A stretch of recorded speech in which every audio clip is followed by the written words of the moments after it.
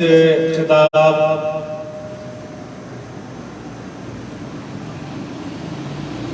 ذاکر اہل بیت سید محمد عمران نقوی فرمائیں گے۔ آپ حضرات سے تماس ہے کہ فرش عزا پہ تشریف لے آئیں، مجلس عزا اب شروع ہونے والی ہے۔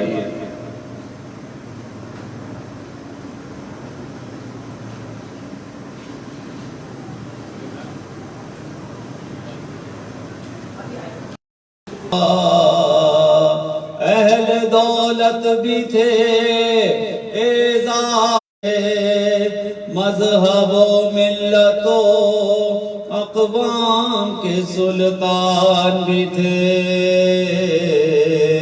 پیرو شرع بھی تھے، صاحب ایمان بھی تھے، 700 ظالموں میں حافظ قرآن بھی تھے، پر سلطان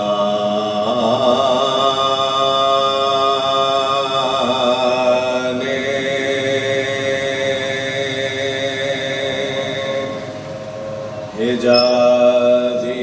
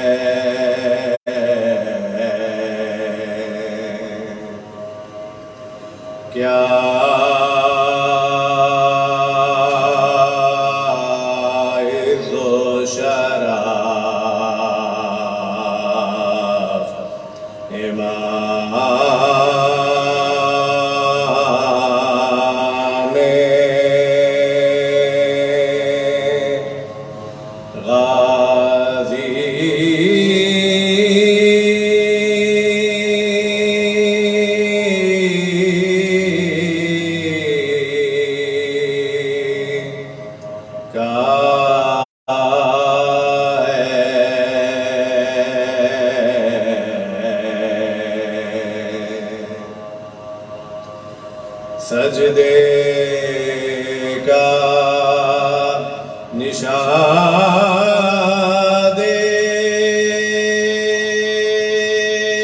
کے سب کہتے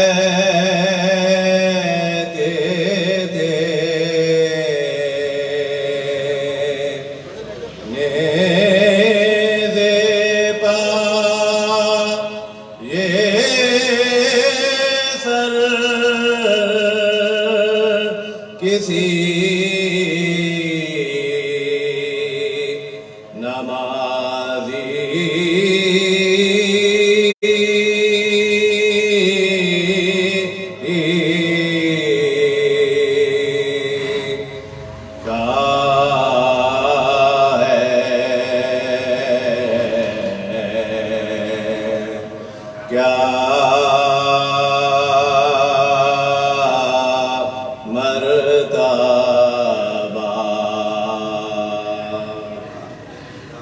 سورہ فاتحہ۔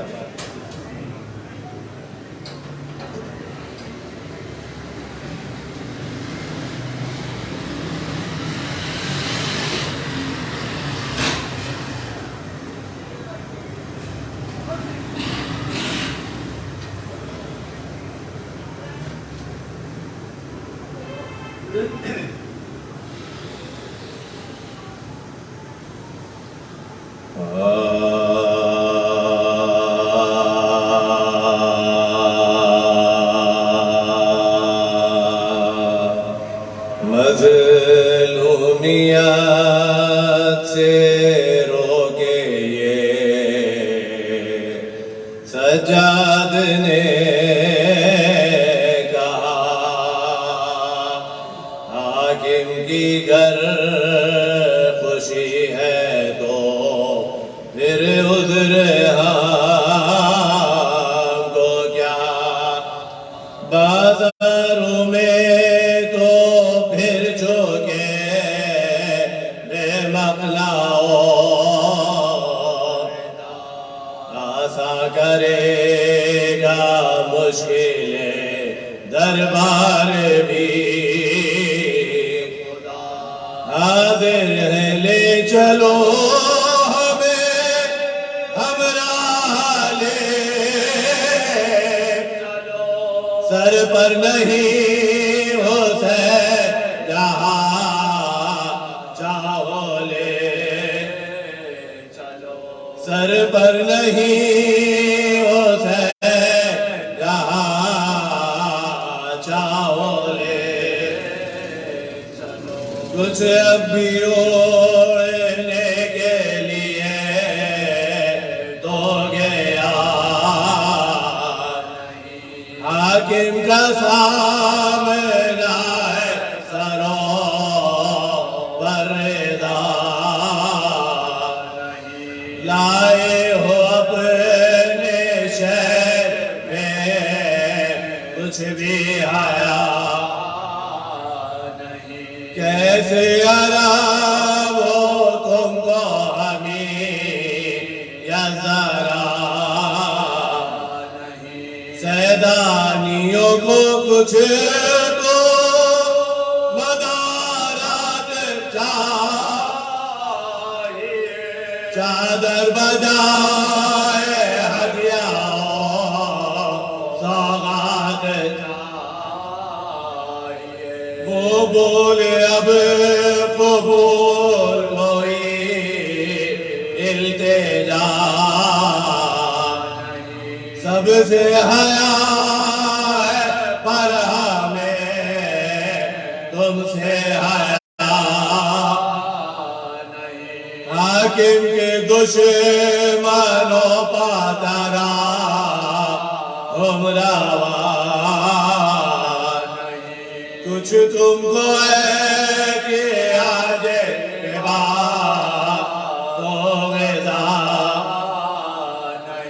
بوسیدہ وارثوں کے لہو سے جدید تو ہے چہروں پہ خاک اور لگا لو زمین تو ہے زینب پکاری سچ ہے حقیقت میں ہے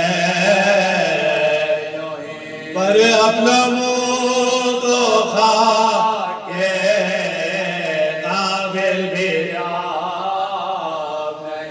یہ وقت وہ ہے ہم سے کنارہ کرے پیوند خاک کیوں نہ ہوئے پیش شاہ منظور ہے ہمیں کہ سروں پر رضا نہ ہو سر ننگے ہی چلیں گے اچھا خبا نہ ہو پر اتنا ٹھہرو وارثوں کے سر سے چاہے امام کے فرض مولا پر سے پہنچ عباس ابن حیدر صفدر سے پہنچ دربار جانے کو علی اکبر سے مردانہ سمجھو انہیں کو یہ حیدر کے پیارے ہیں مختار ہاں نہیں ہے یہ مالک ہمارے نیزوں پہ نظم تھے جو شہیدوں کے سر زینب نے بڑھ کے بھائی کے سر کو کیا سلام چلائیے زمین خدا شاہد مرضی ہے کیا حضور کی کہتے ہیں کیا جاؤ نہ جاؤ سید جاؤ کیا کرو اب سامنا یزید کا ہے کیا نام یزید سن کے یہ بچے دہے سجاد سر جھکائے ہوئے ہاتھ مر بولو حسین بولو گے اب دم نکال آئی ندا کہ تم بھی چلو ہم بھی چلتے اس دم جو سر کھلے سر دربار جاؤ گے امت کے بادشاہانے کو محشر میں جاؤ گے مظلومیت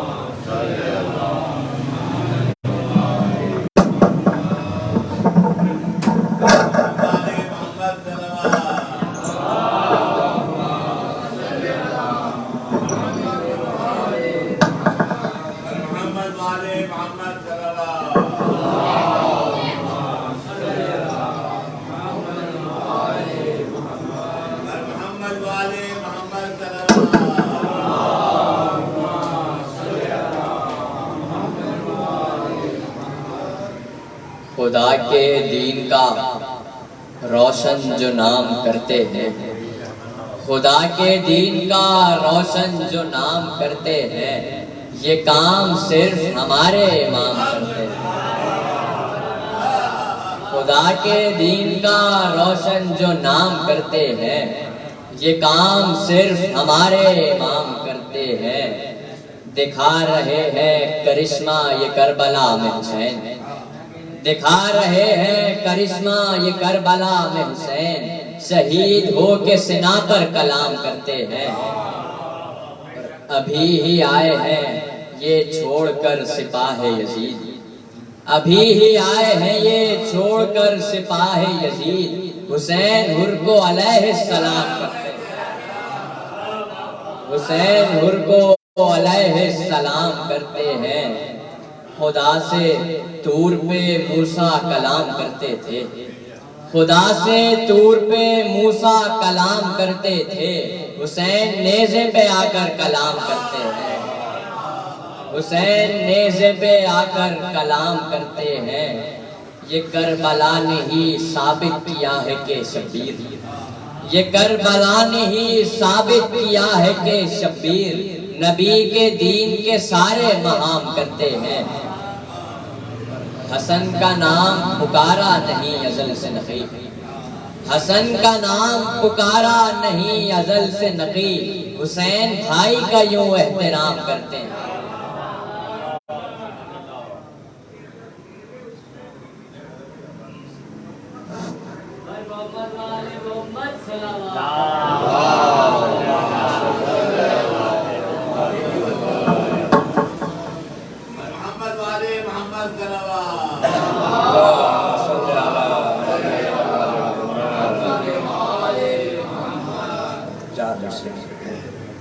محمد جب پلٹ آئے علی سے گفتگو کر کے محمد جب پلٹ آئے علی سے گفتگو کر کے تمہیں پھر کیا ضرورت ہے خدا کی جستجو کرنے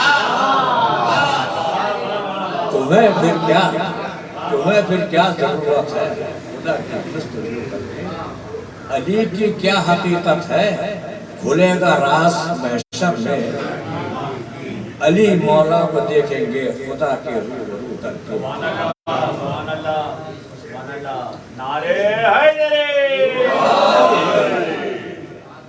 چار میں سے ہو کہ کبھی کبھی خدا یوں بھی عذاب دیتا ہے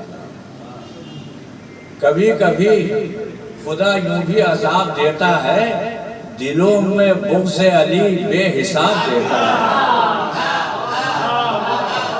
دلوں میں بغض علی بے حساب دیتا ہے اور پڑھا کے تراویح علی کے دشمن کو پڑھا کے تراویح علی کے دشمن کو عذاب دیکھیے کیا لاجواب دیتا ہے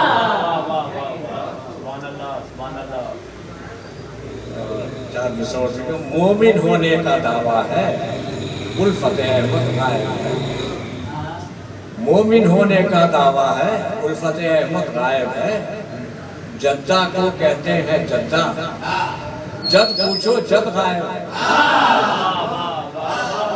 جدہ کو کہتے ہیں جدہ جد پوچھو جد غائب ہے حوروں سے ملنے کی خاطر پڑھتے ہیں دن رات نماز حوروں سے ملنے کی خاطر پڑھتے ہیں دن رات نماز نور محمد نام ہے لیکن عشق محمد غائب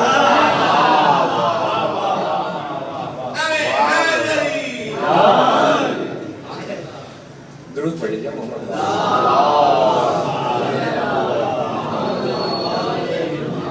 ذرا سا تشکر آگے لے آئیے تاکہ پیچھے آنے والوں کے لیے جگہ بن جائے اور آگے درود پڑھتے گا اللہم صلی علی محمد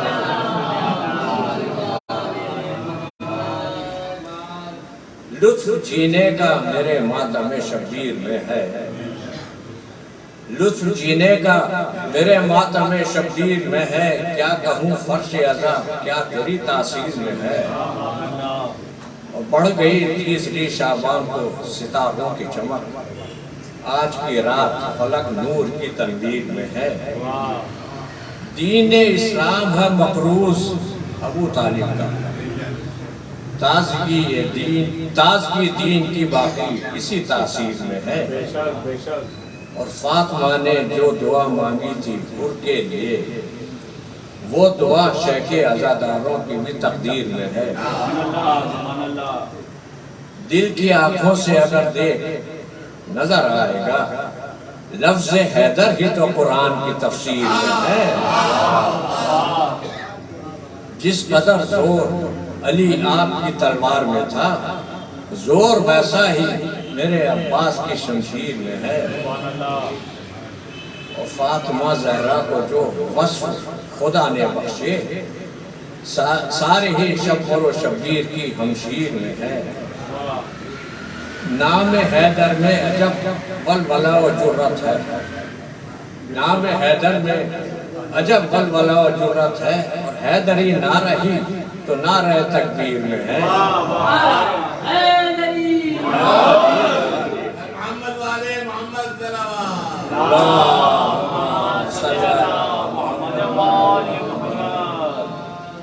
پنجتن آ گئے چادر میں تو یہ رب نے کہا پنجتن آ گئے چادر میں تو یہ رب نے کہا نور ہی نور جمع چادر تطہیر میں ہے لطف جینے کا ماتم شبیر درود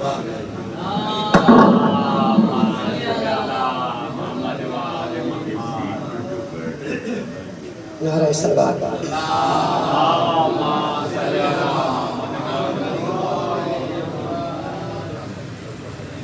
محمد والے محمد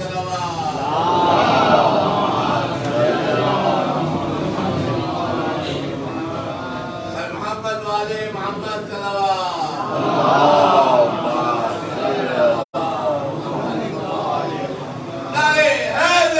یا مہنگی بڑی خالق نے بنائی ہے یہ جنت، مہنگی جی بڑی خالق نے بنائی ہے یہ جنت، ہم نے کہا خیرات میں پائی ہے جنت، ہم نے کہا خیرات میں پائی ہے جنت، آ دیکھ کبھی ہاتھ اور زنجیر کا ماتم، آ دیکھ کبھی ہاتھ اور زنجیر کا ماتم، ہاں خون پسینے کی کمائی ہے جنت، آ دیکھ کبھی ہاتھ اور زنجیر کا ماتم، ہاں خون پسینے کی کمائی ہے جنت۔ کوئی کہ بھائی نعرہ سلوات۔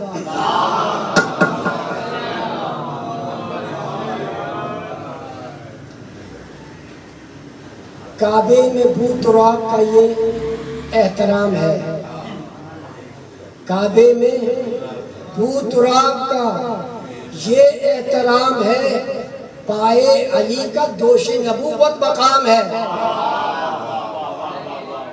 کعبے میں بو تراب کا یہ مقام ہے، یہ کعبے میں بو تراب کا یہ احترام ہے، پائے نبی کا دوش نبوت مقام ہے، لالا نبی کو دوش میں کوئی نہیں مقام، سمجھ رہے ہو؟ سمجھ رہے ہو؟ لالا نبی کو دوش میں کوئی نہیں مقام، آنا نبی کے دوش میں کوئی مقام ہے۔ نعرہ سلوات۔ ایک دیکھو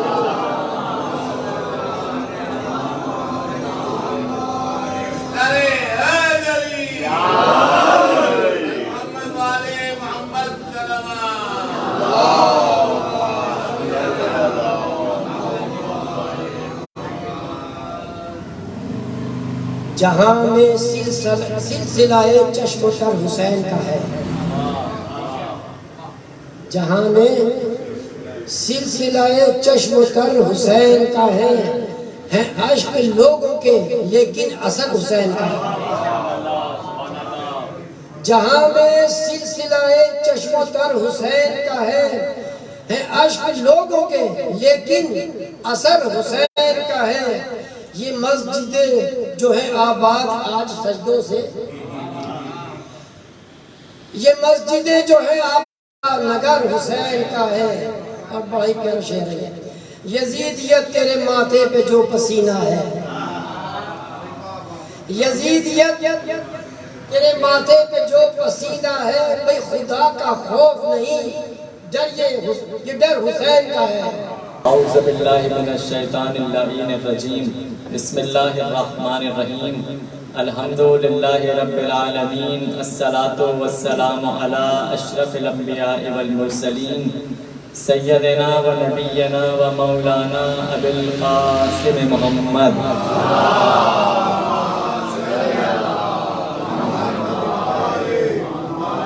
وأهل بيته الطيبين الطاهرين المعصومين المظلومين المنتجبين المنتخبين ولعنة الله على أعدائهم أجمعين من الآن إلى قيام يوم الدين، أما بعد فقد قال الله سبحانه وتعالى في محكم كتابه المجيد والفرقان الحميد وقوله الحق، يا أيها الذين آمنوا اتقوا الله وكونوا مع الصادقين، صلوات على محمد وآل محمد۔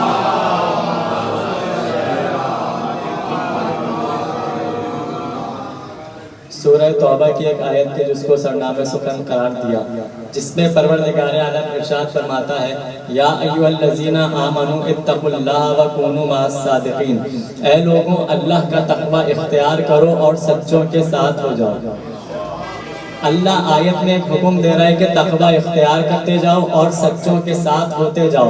آیت میں کہیں اللہ نے یہ نہیں کہا کہ سچے بناتے جاؤ، اللہ کہہ رہا ہے سچوں کے ساتھ ہوتے جاؤ۔ اللہ کہہ رہے سچوں کے ساتھ ہوتے جاؤ، سچے بنانے کا حکم نہیں ہے، سچوں کے ساتھ ہونے کا حکم ہے۔ تو یہ بات اللہ نے ایک آیت میں بتلا دی، اس کا مطلب کہ سچے اللہ ہی بنا کر بھیج رہا ہے۔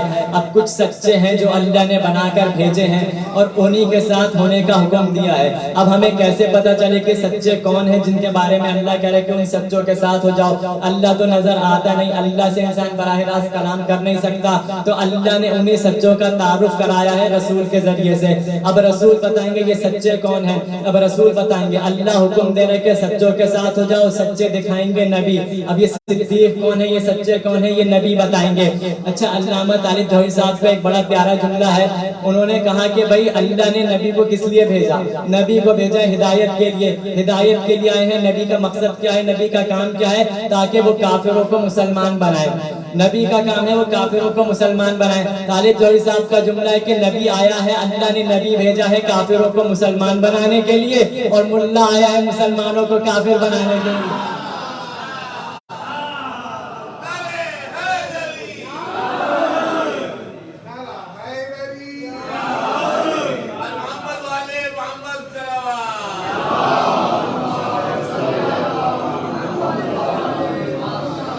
اب یہ سچے کون ہیں؟ اب کون بتائے؟ اب نبی بتا رہے ہیں یہ سچے کون ہیں۔ حکم آ گیا، کیا حکم آیا؟ فَقُلْ تَعَالَوْا نَدْعُ أَبْنَاءَنَا وَأَبْنَاءَكُمْ وَنِسَاءَنَا وَنِسَاءَكُمْ وَأَنفُسَنَا وَأَنفُسَكُمْ ثُمَّ نَبْتَهِلْ فَنَجْعَلْ لَعْنَةَ اللَّهِ عَلَى الْكَاذِبِينَ۔ حکم کیا آیا؟ یہ مباہلہ کے زمرے کی آیت ہے۔ اب ہوا کیا کہ اس سے پہلے اللہ نے چند آیات اور اتاری، اور آیات کیا اتاری؟ اِنَّ مَثَلَ عِیسیٰ عِندَ اللَّهِ كَمَثَلِ آدَمَ خَلَقَهُ مِن تُرَابٍ۔ فرمایا کہ اللہ کے نزدیک عیسیٰ کی مثال آدم کی مثال سی ہے۔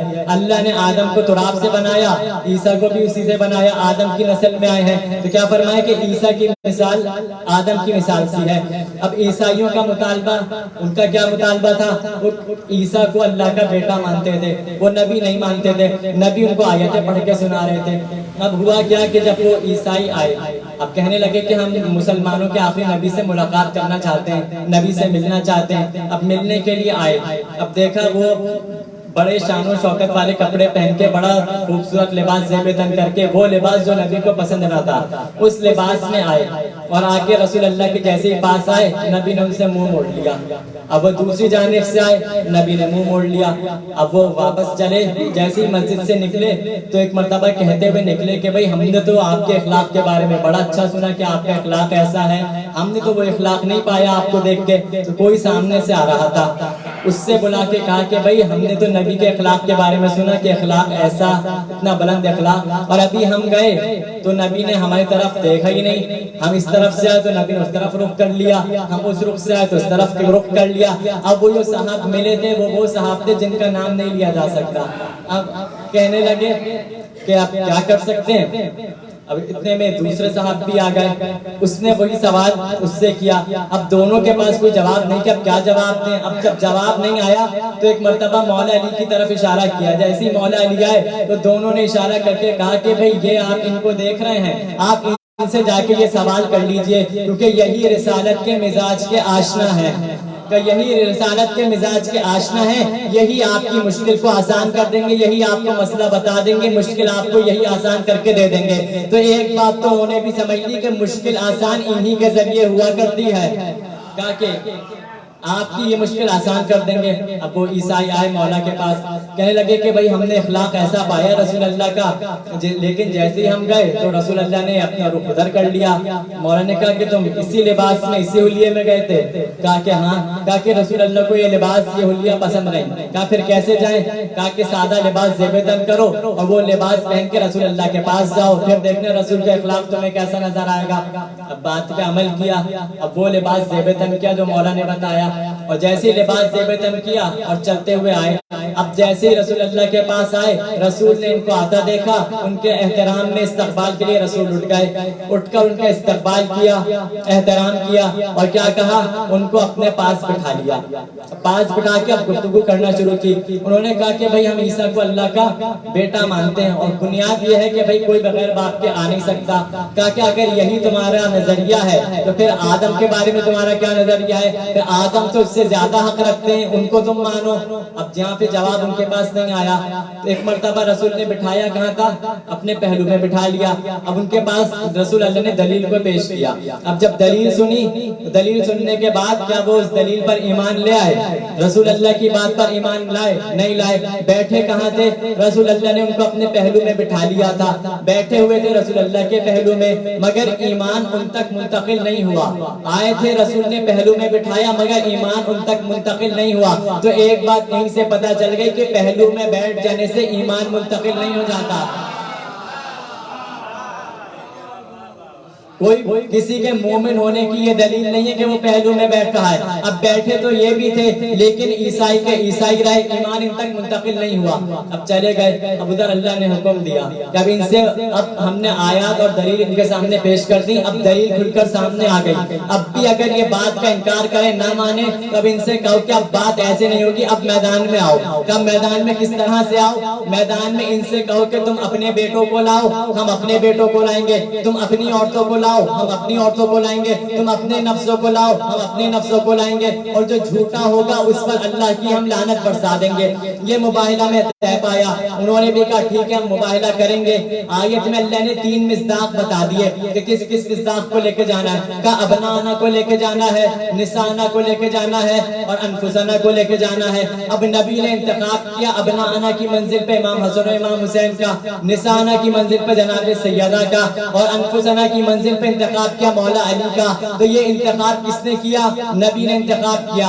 आयत में मिस्दाक ने यही बता, अबनाना चाहिए, निसाना चाहिए और अनफुसना चाहिए। तब झगड़ा हमसे किस बात का? अगर झगड़ा करना है तो अल्लाह से झगड़ा करो कि भाई अल्लाह से झगड़ा करो। जहाँ अल्लाह ने इतने मिस्दाक बता दिया, अबनाना व अबनाकुम, निसाना व निसाकुम, अनफुसना व अनफुसकुम, तो 2 जुमले और कह देता, व अज़वाजुना व अज़वाजुकुम, असाबुना व असाबुकुम।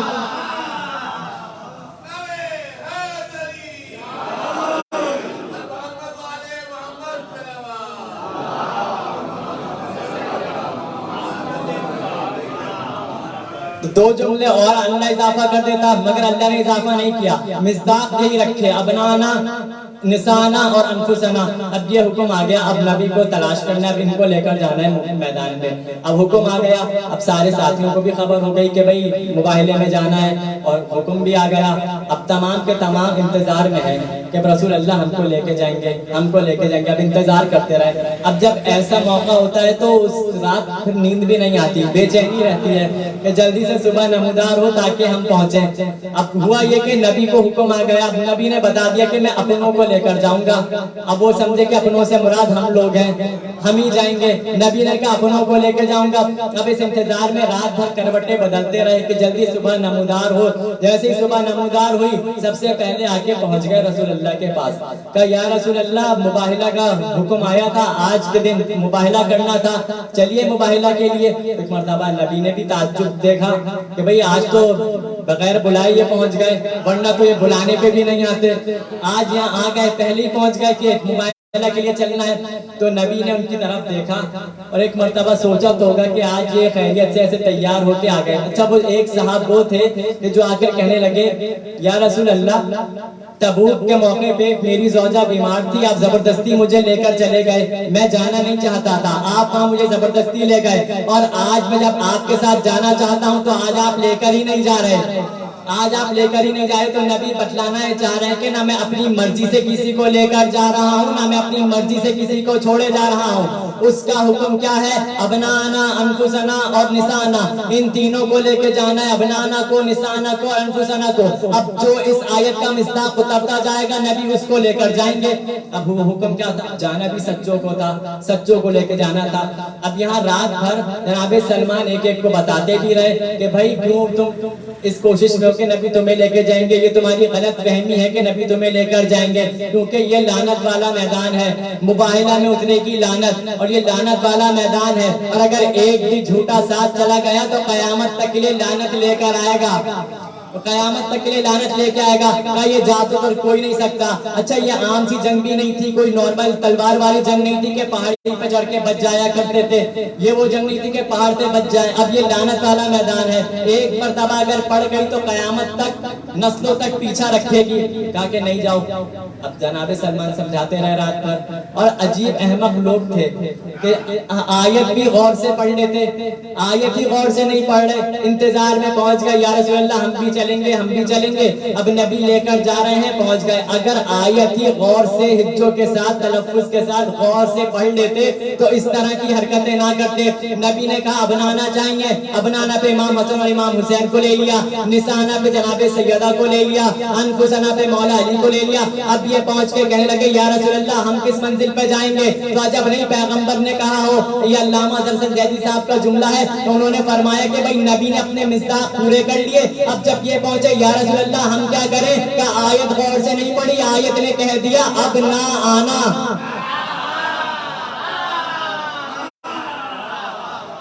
کیا آیت نے کہہ تو دیا اب نہ آنا, جن کو لے کر جانا تھا میں ان کو لے کر جا رہا ہوں. بات آئی تھی دین کی. اچھا عیسائیوں کو کیا جناب سیدہ کی عصمت پہ اعتراض تھا, مولا علی کی ولایت پہ اعتراض تھا, امام حسن کے جوانان جنت کے سردار ہونے پہ اعتراض تھا؟ اس پہ تو اعتراض نہیں تھا. ان کا اعتراض کیا تھا کہ آپ نبی نہیں ہیں, اور اعتراض یہ تھا کہ قرآن اللہ کی کتاب نہیں ہے. تو ہونا کیا چاہیے تھا؟ نبی کو خود جانا چاہیے تھا اور قرآن کو لے کر جانا چاہیے تھا.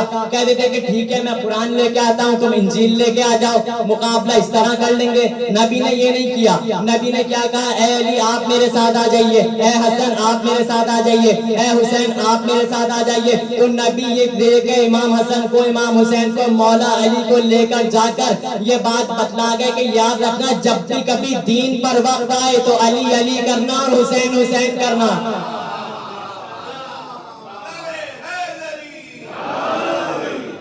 دین پہ مشکل آئی, اب دین مشکل میں آیا تو نبی نے ان کا انتخاب کیا. تو ایک اصول اور بھی نبی نے دے دیا کہ جب بھی کبھی مشکل میں پھنس جاؤ, جب بھی کبھی کوئی مشکل آ جائے تو پھر ان کو پکارا کرو. جب بھی کوئی مشکل ہو تو ان کو پکارا جاتا ہے. بتلا رہے ہیں کہ تم پکارو اپنی مشکل آسان کرنے کے لیے, نبی پکارتا ہے دین کی مشکل آسان کرنے کے لیے. تو یہ ہیں جو دین کی مشکل آسان کر رہے ہیں, تو یہ دین کی مشکل آسان کرنے کے لیے چلے. تو بھئی جن کی وجہ سے دین کی مشکل آسان ہو رہی ہے انہی کا نام سلیبس سے, انہی کا ذکر سلیبس سے نکالا جا رہا ہے. علی و حسین کا ذکر تھا نہیں جن واقعات میں, علی و حسین کا ذکر تھا نہیں جن واقعات میں, وہ واقعات ملتے ہیں اب دینیات میں. اور جن کے نام پہ بھیک بھی لیتا نہیں فقیر, نام وہ شامل ہو گئے اسلامیات میں.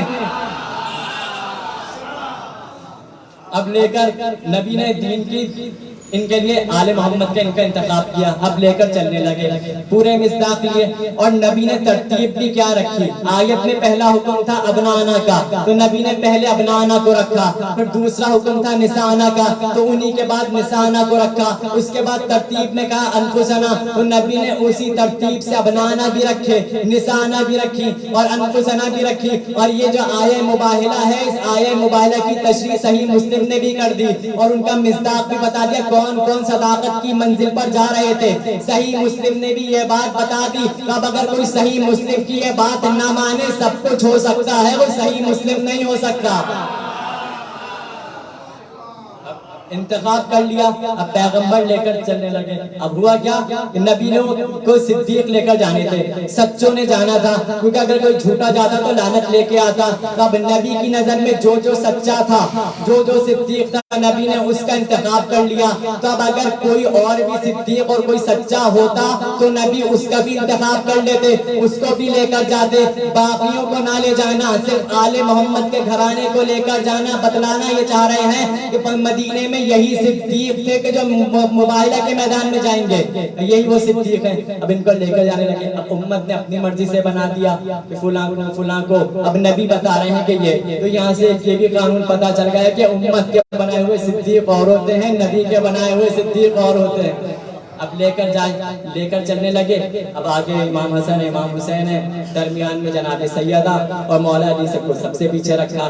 اب ہوا کیا, حکم کیا تھا, ابنانا و ابناکم, لعنت آنی ہے یہاں پہ میدان مباہلہ میں. اب جیسے ہی مباہلہ کے میدان میں پہنچنے لگے تو ہوا کیا کہ لعنت کا میدان تھا، آئے عیسائی مقابلے پہ، لیکن عیسائیوں کا جو بڑا تھا اس نے کہا کہ دیکھو اگر نبی اپنے ساتھ اپنے گھر والوں کو لے کر آئے تو مباہلہ نہ کرنا، اور اگر اپنے ساتھیوں کو لے کر آئے تو مباہلہ کر لینا۔ عیسائی تھا، صحابیوں کو بھی پہچانتا تھا اور اہل بیت کو بھی پہچانتا تھا۔ اب جیسے آئے تو ان کے عیسائیوں کے بڑے نے دیکھا، کہنے لگا کہ بھائی میں ان کی پیشانی سے ایسا نور نکلتے دیکھ رہا ہوں، ایسا نور دیکھ رہا ہوں کہ اگر یہ پہاڑ کو اشارہ کر دیں تو پہاڑ اپنا راستہ چھوڑ دے گا، پہاڑ کو اشارہ کرے تو پہاڑ اپنی جگہ کو چھوڑ دے گا، خبردار ان سے مباہلہ نہ کرنا۔ بھائی وہ عیسائی تھا، ایک مرتبہ دیکھا اور پہچان گیا، ایک مرتبہ دیکھا عظمت بھی سمجھ گیا، مگر ان کے بارے میں کیا حکم ہے جو پاس بیٹھتے رہے پھر بھی عظمت نہ سمجھتے رہے۔ ایک مرتبہ دیکھا اور پہچان گیا۔ عیسائیوں نے انکار کر دیا کہ بھئی ہم اپنی دین پہ رہیں گے، ہم مباہلہ نہیں کر رہے، مباہلہ سے انکار کر دیا۔ اچھا اگر مباہلہ کر لیتے تو کیا ہوتا؟ مباہلہ کے لیے آئے تو تھے، لعنت پڑ جاتی۔ اب یہاں پہ آیت میں ابناءنا پتہ چل گئے، نساءنا پتہ چل گئی، انفسنا پتہ چل گئے۔ اب ابناءکم کون نہیں پتہ چلا، نساءکم کون نہیں پتہ چلا، انفسکم کون نہیں پتہ چلا، کیونکہ اگر مقابلے پہ آتے تو وہ ابناءکم کہلاتے، نساءکم کہلاتی اور انفسکم کہلاتے۔ انہوں نے تو انکار کر دیا، ہم تو مباہلہ کریں گے ہی نہیں۔ اب تلاش کرو یہ ابناءکم کہاں گئے، نساءکم کہاں ہے اور انفسکم کون ہے؟ تو نبی پنجتن پاک کو میدان مباہلہ میں لے کر جا کر بتلا گئے کہ اب یاد رکھنا، اب جو بھی ان کی عظمت سے ٹکرائے گا لعنت نہیں برس جائے گی۔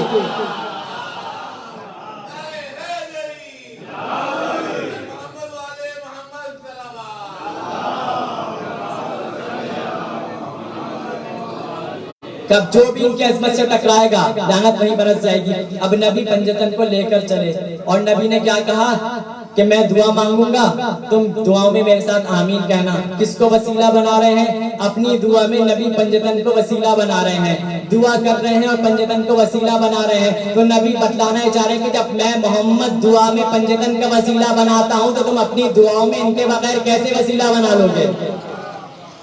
عیسائی تھے، مباہلہ سے دستبردار ہو گئے، کہا کہ ہم مباہلہ نہیں کریں گے، کہا کہ ایسا نور دیکھ رہا ہوں۔ عظمت سمجھ گئے، عظمت سمجھے تھے تبھی تو راہب آیا تھا مولا حسین کے پاس۔ عظمت سمجھ میں آئی تھی کہ ان کی عظمت کیا ہے، اسی عظمت کو دیکھتے ہوئے راہب آیا تھا رسول اللہ کے پاس اور کہنے لگا کہ یا رسول اللہ اب تک کوئی اولاد نہیں ہوئی، آپ دعا کیجئے کہ اللہ مجھے اولاد دے دے۔ تو نبی نے فرمایا اے راہب تمہارے مقدر میں، تمہاری تقدیر میں اللہ نے اولاد نہیں رکھی۔ کہنے لگا یا رسول اللہ آپ دعا کیجئے اولاد ہو جائے۔ نبی نے بتا دیا کہ تمہارا مقدر بتا رہا ہے کہ اللہ نے تمہاری نسل میں اولاد نہیں لکھی۔ یہ سن کر واپس پلٹنے لگا۔ اب جیسے ہی واپس جانے لگا راستے میں مولا حسین نے راہب کا ہاتھ پکڑا اور ہاتھ پکڑ کر نبی کے پاس لے کر آ گئے اور آ کر کہا نانا جس کے مقدر میں کچھ نہیں ہوتا وہ ہمارے ہی در سے تو آ کے لیتا ہے، نانا یہ اولاد لینے آیا ہے، آپ اس کو اولاد دے دیجئے۔ فرمایا کہ حسین اس کے مقدر میں اولاد نہیں ہے۔ ادھر مولا حسین نے راہب کے چہرے کو دیکھا اور کہا کہ نانا ایک بیٹا دے دیا۔ نبی نے کہا اس کے مقدر میں اولاد نہیں، کہا نانا 2 بیٹے دے دیے، کہا نانا 3 بیٹے، یہاں تک کہ 7 بیٹے راہب کو دیے۔ راہب نے کہا بس، راہب نے بس کہہ دیا ورنہ حسین قیامت تک بیٹے دیتے رہے۔ یہاں راہب کو بیٹے مل گئے، راہب کا اجڑتا ہوا گھر بس پڑا اور مولا حسین کا بھرا گھر اجڑ گیا۔ راہب کو جب بیٹے مل گئے نا تو اس نے کہا مولا حسین سے کہ مولا آپ مجھ سے ایک وعدہ کیجئے کہ آپ میرے گھر مہمان ضرور ہوئیے گا، آپ وعدہ کیجئے آپ میرے گھر ضرور آئیں گے۔ مولا نے کہا اے راہب بالکل ہمارا وعدہ رہا، ہم ضرور آئیں گے، لیکن ہو سکتا ہے راہب ہم آئیں اور تم ہمیں پہچان نہ سکو، ہمارا وعدہ رہا کہ ہم ضرور آئیں گے۔ وعدہ مولا حسین نے پورا کرنا شروع کیا۔ وعدہ ہو گیا بچپنے میں، اب مولا حسین نے 6 برس کی 7 برس کی عمر میں راہب سے وعدہ کیا۔ اب مولا وعدہ پورا کرنے آئے ہیں، 50 سال گزر گئے۔ راہب کو اطمینان تھا کہ مولا نے وعدہ کیا تو ضرور مولا میرے گھر آئیں گے۔ 50 برس گزر گئے، اب مولا کا کہا مولا چلے۔ اب جیسے قافلہ لٹا ہوا قافلہ بازاروں سے آنے لگا نا اب راہب کے گھر کی طرف سے قافلہ گزرنے لگا. اب جو راہب نے دیکھا کہ کچھ سر ہے جو نوکے نیزہ پہ بلند ہے اور کچھ بیویاں ہیں جن کے ہاتھ پسے گردن پہ بندھے ہوئے ہیں. دیکھ کر سمجھ گیا کہ ان پہ لگتا ہے بڑا ظلم و ستم ہوا ہے, بڑا ظلم ہوا ہے. کیا دیکھا, ایک بیمار ہے جس کے گلے میں طوق ہے, ہاتھوں میں ہتھکڑیاں ہیں, پیروں میں بیڑیاں ہیں, زنجیروں میں جکڑا ہوا ہے اور کمر کو جھکائے ہوئے چل رہا ہے. راہب کے گھر کے آگے قافلہ آ کے رکا. ایک مرتبہ راہب کی نظر ایک سر کی جانب گئی. اب جو سر کو دیکھا تو سر کو دیکھ کے تعجب کرنے لگا, لگتا ہے کہ یہ کسی ہستی کا سر ہے, یہ کوئی عام سر نہیں ہے. ایک مرتبہ آیا اور آ کر قافلے والوں سے کہنے لگا کہ ذرا ایک رات کے لیے سر تم مجھے دے سکتے ہو, ایک رات کے لیے سر مجھے دے دو. انہوں نے سر دینے سے انکار کر دیا. اس نے پاس جو کچھ دولت تھی دولت پیش کر کے کہا کہ ایک رات کے لیے سر مجھے دے دو, یہ کسی ہستی کا سر لگتا ہے. ایک مرتبہ سر کو لیا اور سر لے کے اپنے گھر میں آیا. اب جیسے ہی گھر میں آیا, جس جگہ پہ انجیل رکھتا تھا, انجیل کی تلاوت کرتا تھا, انجیل کو جگہ سے ہٹا کے رکھ دیا, ہٹایا اور اسی جگہ مولا حسین کا سر رکھ دیا. سر رکھنے کے بعد ایک مرتبہ سر کی حالت دیکھی کہ چہرے پہ خون لگا ہوا ہے, زخم کے نشان ہے چہرے پہ. سر کو دیکھ کر کہنے لگا لگتا ہے کہ تجھ پہ بڑا ظلم ہوا ہے. ہونٹوں کو دیکھا, ہونٹ بڑے خشک تھے. کہنے لگا لگتا ہے کہ تمہیں پیاسا بھی مارا گیا ہے, تمہیں پیاسا بھی ذبح کیا گیا ہے, بڑا مظلوم لگتا ہے یہ سر. ایک مرتبہ پانی سے چہرے کو صاف کرنا شروع کیا اور صاف کرنے کے بعد چہرے کو صاف کر کے سر کو سامنے رکھا اور کہنے لگا اے سر تو مجھے اتنا بتا دے تو کس کا سر ہے, تو مجھے کسی ہستی کا سر لگتا ہے, ذرا بتا تو ہے کون, تو تیرا سر کون سا ہے, تو ہے کس گھرانے کا, ذرا اپنا تعارف تو کرا, تو کسی ہستی کا سر ہے. ایک مرتبہ سر حسین سے آواز آئی اے راہب نہ پہچانا, میں حسین ہوں, بچپنے میں نے تم سے وعدہ کیا تھا اے راہب تیرے گھر آؤں گا. اے راہب حسین وعدہ کرنے تیرے گھر آ گیا. حسین نے کہا تھا راہب میں آؤں گا اور تو پہچان نہ سکے گا. الا لعنت اللہ علی القوم الظالمین. ماتم حسین.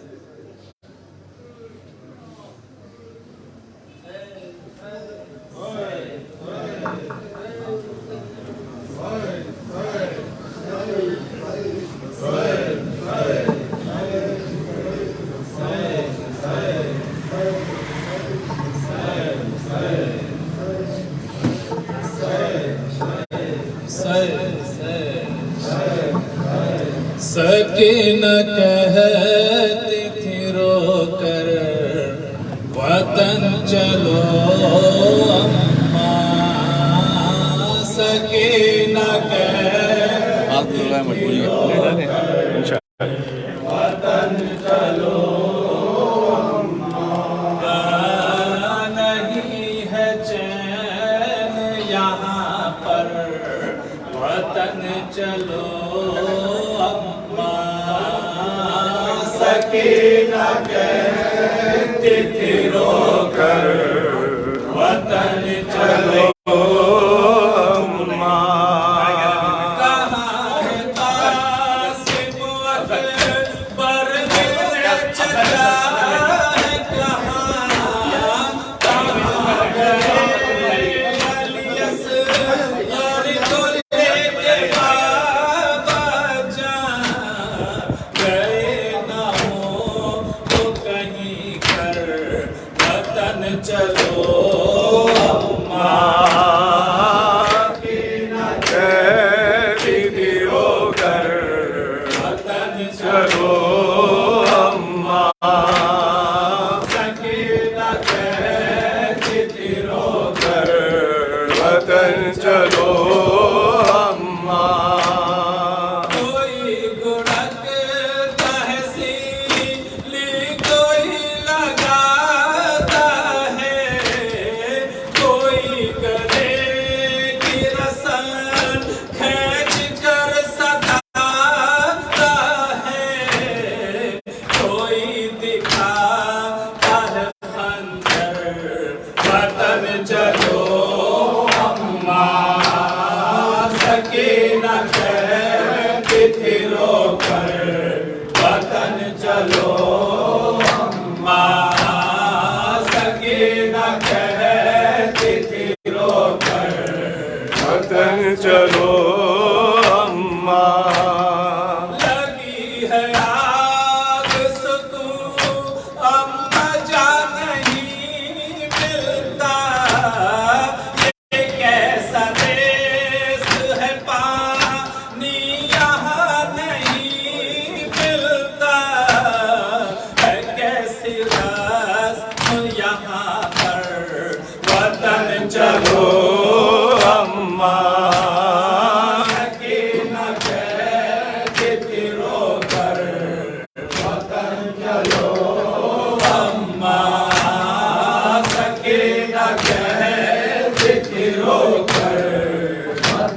चलो अम्मा क्या मेहमानों पे क्या जुल्म ढाए जाते हैं, रसन बांध के दर दर फिराए जाते हैं, यहाँ पे जुल्म है क्यों कर वतन चलो अम्मा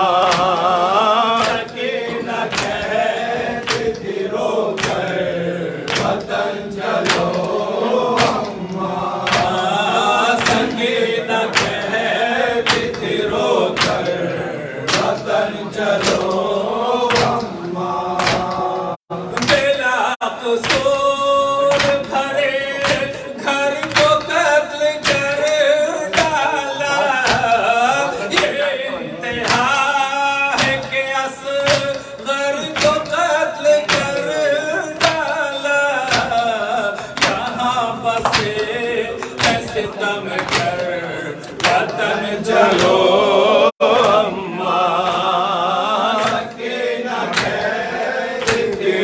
कर वतन चलो अम्मा सकीना रो कर वतन चलो अम्मा। अस्सलामुअलैकुम अब्दुल्लाह, अस्सलामुअलैकुम इब्न रसूलुल्लाह, अस्सलामुअलैकुम इब्न अमीरुल मोमिनीन व इब्न सय्यिदिल वसीम, अस्सलामुअलैकुम इब्न फातिमा ज़हरा सैय्यद आलमीन, अस्सलामुअलैकुम व रहमतुल्लाहि व बरकातुहू। अल्लाहुम्मा सल्ली अला